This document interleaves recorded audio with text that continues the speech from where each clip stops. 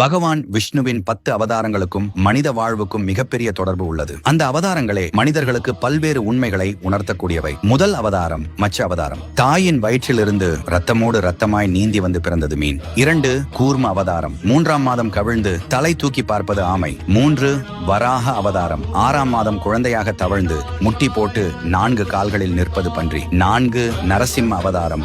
8ஆம் மாதம் எழுந்து உட்கார்ந்து கையில் கிடைப்பதை கிழிப்பது நரசிம்மம். 5 வாமன அவதாரம். ஒரு வயதில் அடிமேல் அடி வைத்து நடப்பது வாமனன். 6 பரசுராம அவதாரம். வளர்ந்த பின் தாய் தந்தையருக்கு கடமையாற்றுவது. 7 ராமா அவதாரம். திருமணமாகி ஒருவனுக்கு ஒருத்தி என கற்பு நிலையில் குடும்ப கடமை ஆற்றுவது. 8 பலராம அவதாரம். இல்லறவாசியாய் உடன் பிறந்தோர் சுற்றத்தார் ஊர் உலகோருக்கு கடமை ஆற்றுவது. 9 கிருஷ்ண அவதாரம். முதுமையில் பற்றற்று இறை உணர்ந்து அடுத்த சந்ததிக்கு உபதேசித்து வழிகாட்டுவது. 10 கல்கி அவதாரம். இறை நிலையில் ஒன்றி கலந்து எல்லாவற்றிலும் தன்னையும் தன்னுள் எல்லாவற்றையும் காணும் அறிவின் முழுமையும் முக்தி பெறுவது.